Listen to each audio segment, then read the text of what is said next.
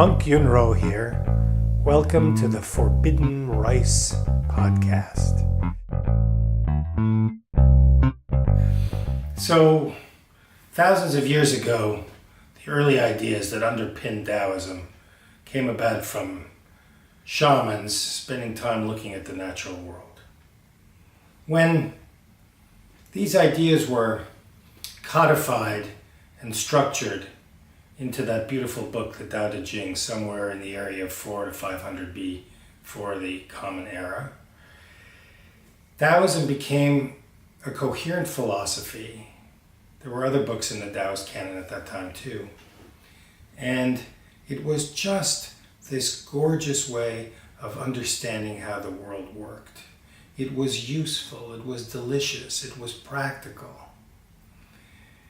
About 100 of the Common Era, in response to the growing popularity of Buddhism and Confucianism too, the Taoists started to salt their philosophy with myths and legends. In short, they made up stories which accomplished a couple of things. Number one, they made some of the lessons of Taoism easier to understand and share. Number two, they addressed some of that great, deep yearning in the human being that comes from contemplating our own death. The reality that we are born, we get old, we get sick, we die. The loneliness of it. The desire for some sense of something larger, some sense of something that happens after death, and so on. This was not a new urge. This has been with us since we became humans, I'm sure. But the mythology and the stories that were injected into Taoism made a new religion, a Taoist religion, out of a previously more clear and simple philosophy. There is a lot of academic debate about all this and the separation between philosophical and religious Taoism, but for the sake of my point here, let's just say that when we injected a bunch of stories, we broadened the appeal of Taoist thinking. Now, by the way, I happen to love stories. I love them. I tell them, I hear them, I live them. Stories to me are part and parcel of the way the human brain is wired. Taoist religion is not the only religion to have stories. Every religion has stories, myths, legends that form the backbone of a religion's canon. This is true for the Abrahamic faiths, it's true for Buddhism. The problem is that loving story and taking it as literal truth are two different things. Loving story allows you to embrace legends and myths, to consider fictional characters.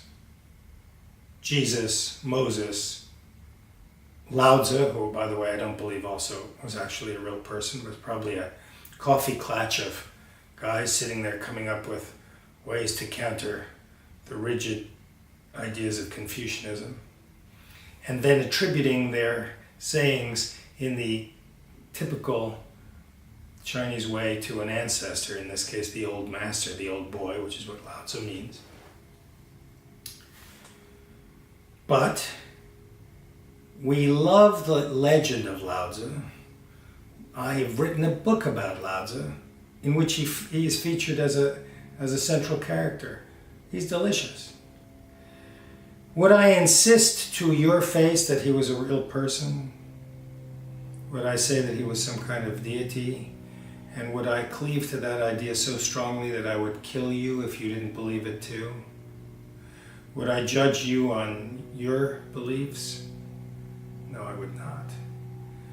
Unfortunately now, in our world, religious literalists, we call them fundamentalists, whether they are radical Islamists or fundamentalist Christians or Jews or Hindus or anyone else, frankly.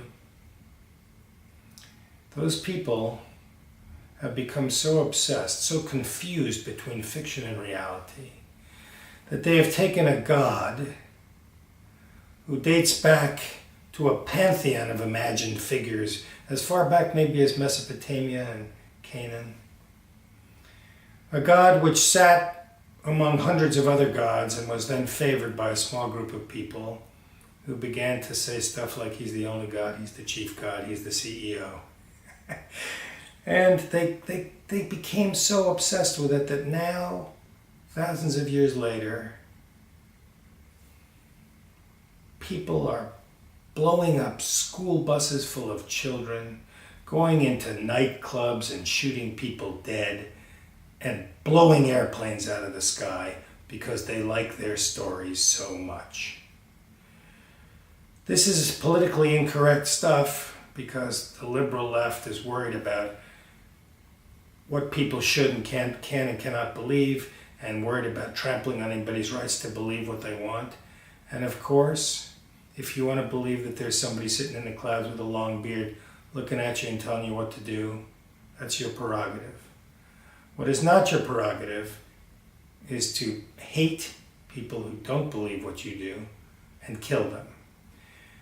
This fundamentalist manifestation of religion, which is tearing our world asunder, can be seen from a deep ecology or Taoist point of view as an earth out of balance trying to right itself by ridding the world of the one species that is growing like a cancer and destroying the planet, and that sadly is us. Anything that results in a lot of human beings dying can be seen through this lens of disharmony and a need to come back to equilibrium as the universe, Tao, or the earth defending itself as a superorganism against things like fracking, which are breaking its bones, poison and toxins that are taking the rivers and the oceans and turning them into poisonous wells, and all the other terrible things that we do to the planet and to each other. So, next time you think about your beliefs so literally, stuff that we human beings have made up, our gods, our prophets, all that stuff that we make up, our fictional characters, ask yourself if you're willing to kill and die and see the earth destroyed for a story made up by people. I hope the answer is no, and I hope you will spread this way of looking at things and this straight talk about religion, which can be a beautiful, wonderful thing when it is seen as a human creation that helps us treat each other better and nothing more.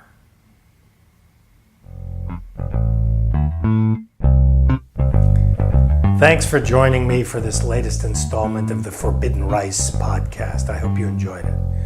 For more, to go deeper into my world, my books, my speaking, my teaching, and to sign up for my newsletter, visit monkyunrou.com.